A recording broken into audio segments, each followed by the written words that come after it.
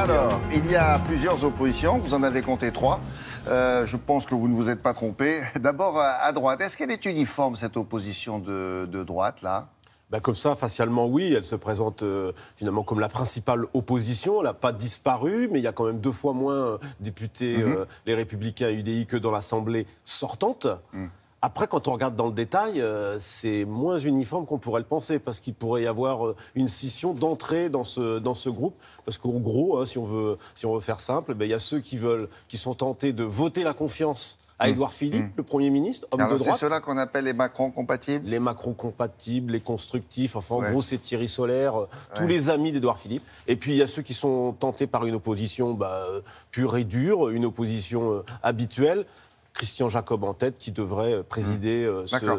Et quand groupe. on parle de scission, vu d'ici, on se dit, ça veut dire quoi ? Ça va être un seul et même parti, les Républicains, avec 2 tendances, hein, ou alors c'est carrément, chacun va faire bande à part. Eh ben, c'est la grande question, William. Justement, il pourrait bien faire bande à part, parce qu'il y a déjà la question du groupe, tout de suite, qui va se poser là, dans les jours qui viennent, les 3 jours qui viennent, parce qu'il va falloir qu'ils se décident, s'ils décident de vivre ensemble ou s'ils décident de divorcer tout de suite. Et puis ensuite, il y aura la question du parti. Peut-être qu'il y aura une prolongation au niveau du parti entre ceux qui sont tentés par une opposition musclée et puis ceux qui veulent une opposition plus constructive. Donc peut-être là, un grand changement, mais assez rapide. Assez rapide. Oui. D'accord. De l'autre côté, que peut faire la gauche, et puis la gauche ou les gauches ?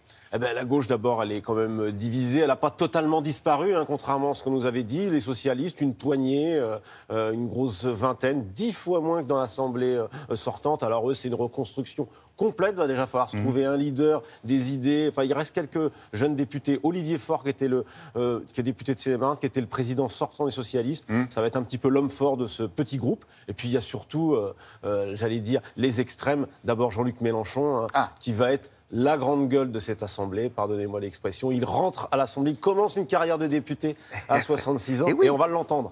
Et on va l'entendre, mais quand vous parlez de grande gueule, là aussi, je mets des guillemets, dans l'opposition, ça va être une grande gueule à l'opposé, les populistes, comme on les appelle. Il y a aussi Marine Le Pen. Exactement, ils vont se disputer, j'allais dire, le ministère de la parole dans l'Assemblée.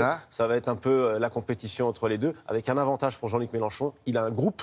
Ça, c'est important, hein, 17 élus. Il va pouvoir avoir des moyens, exister plus que Marine Le Pen, qui, même si elle a 8 députés autour d'elle, sera quand même un peu isolée dans cette Assemblée nationale. Et un groupe qui pourrait s'agréger aux communistes, ou il n'en est pas question ? Alors, il peut faire ça tout seul, s'il veut. Il peut aussi avoir un groupe un peu plus important. S'il arrive à s'entendre avec les communistes, c'est pas certain. Oui, ça se saurait. Ouais. Vous avez raison. Vous avez raison. Merci beaucoup, Bruno. À tout à l'heure.